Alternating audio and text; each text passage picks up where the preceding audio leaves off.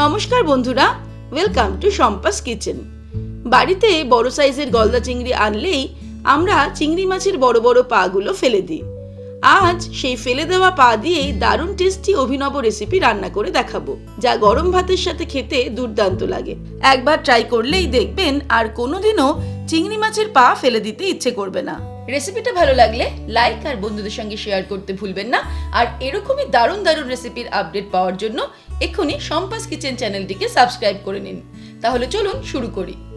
সবার প্রথমে আমি নিয়েছি গলদা চিংড়ি মাছ। গলদা চিংড়ি মাছ বাড়িতে আসলে এই গলদা চিংড়ির মোটা মোটা পাগুলো কিন্তু আমরা সবসময় ফেলে দিই, কিন্তু এই পাগুলো দিয়ে খুব সুন্দর রেসিপি করা যেতে পারে, সেটাই আজকে আমি দেখাচ্ছি। প্রথমে একটা কাঁচি দিয়ে পাগুলোকে কেটে নেব। তারপরে এরকম এই জয়েন্ট থেকে পাগুলোকে টুকরো টুকরো করে কেটে নিতে হবে। চাইলে আরেকটু ছোট ছোট করেও কেটে নেওয়া যেতে পারে। নিজেদের ইচ্ছে মতো সাইজ করে পাগুলোকে কেটে নিতে হবে।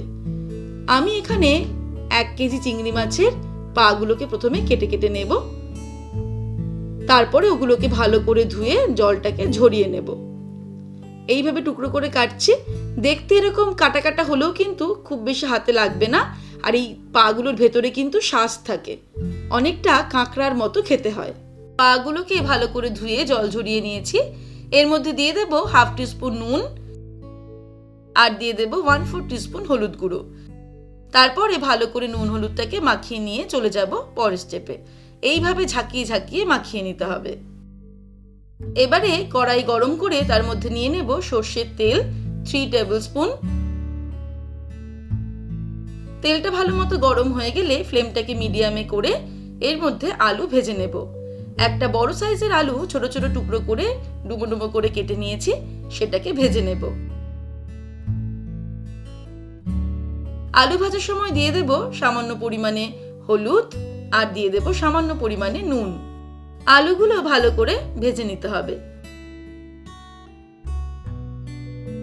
আলুগুলোকে লাল লাল করে ভেজে নিয়েছি। এবার এগুলোকে তেল থেকে ছেঁকে তুলে নেব। আলু ভেজে নেওয়ার পর ওই তেলেই চিংড়ি মাছের পাগুলোকে ভেজে নেব। এই সময় ফ্লেমটাকে হাই করে দেব আর হাই ফ্লেমেই এগুলোকে নাড়তে নাড়তে লাল লাল করে ভেজে নিতে হবে। চিংড়ি মাছের পাগুলো লাল লাল করে ভেজে নিয়েছি। এবার এগুলোকে তুলে নেব। পাগুলো ভেজে তুলে নেওয়ার পর ফ্লেমটাকে একদম লোতে করে দেব। এর মধ্যে ফোড়ন দেব একটা তেজপাতা, একটা শুকনো লঙ্কা আর 1/2 টিস্পুন গোটা জিরে। তারপর ফোড়নটাকে ফ্রাই করব 15 থেকে 20 সেকেন্ড। এবারে এর মধ্যে দিয়ে দিচ্ছি কুচানো পেঁয়াজ। 2টো মাঝারি সাইজের পেঁয়াজ কুচিয়ে নিয়েছি, সেটা দিয়ে দিলাম। পেঁয়াজটাকে ফ্রাই করতে হবে 5 মিনিট। পেঁয়াজটাকে 5 মিনিট ফ্রাই করে নিয়েছি। এবারে এর মধ্যে দিয়ে দেব 1 টিস্পুন আদা রসুন বাটা আর দিয়ে দেব একটা টমেটো কুচি। একটা মাঝারি সাইজের টমেটো কুচিয়ে নিয়েছি, সেটা দিয়ে দিলাম। এবারে সবকিছুকে নাড়তে নাড়তে আরো 3-4 মিনিট ফ্রাই করব। টমেটো আর আদা বাটা দেওয়ার পরে 3-4 মিনিট ভালো করে কষিয়ে নিলাম। এবারে কিছু গুঁড়ো মশলা অ্যাড করব। দিয়ে দিচ্ছি 1/2 টিস্পুন লঙ্কার গুঁড়ো, 1/2 টিস্পুন ধনের গুঁড়ো, 1 টিস্পুন জিরের গুঁড়ো, কাশ্মীরি রেড চিলি পাউডার দিয়ে দেব কালারের জন্য 1 টিস্পুন, 1/2 টিস্পুন হলুদ গুঁড়ো দিয়ে দিলাম, 1 টিস্পুন নুন দিয়ে দিলাম। এবারে কিছুটা পরিমাণে জল অ্যাড করব। তারপরে 5 মিনিটের মতন মশলাটাকে ভালো করে কষিয়ে নিতে হবে। 5 মিনিট মশলাটাকে ভালো করে কষিয়ে নিলাম। মশলা থেকে তেল ছাড়তে শুরু করেছে। এই সময় এবারে এর মধ্যে দিয়ে দেব ভেজে রাখা আলু আর চিংড়ির পাগুলো। ফ্লেমটাকে হাই করে দিয়ে 1 মিনিট মশলার সঙ্গে সবকিছুকে ভালো করে কষিয়ে নিতে হবে। সবকিছুকে ভালো করে কষিয়ে নিলাম। এবারে এর মধ্যে অ্যাড করে দেব জল। খুব বেশি জল দেব না, কারণ এই তরকারিটা একটু ঘন মাখা মাখা হবে।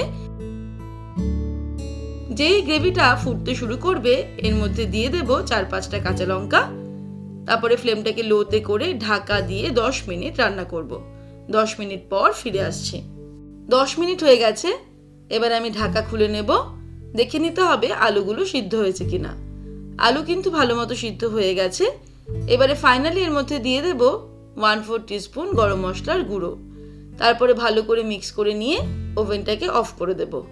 ব্যাস, তাহলেই তৈরি হয়ে যাবে চিংড়ি মাছের পা দিয়ে এই অভিনব রেসিপি, যা খেতে কিন্তু অসাধারণ হয় আর গরম গরম ভাতের সঙ্গে দারুণ লাগে। রেসিপিটা ভালো লাগলে লাইক আর বন্ধুদের সঙ্গে শেয়ার করতে ভুলবেন না।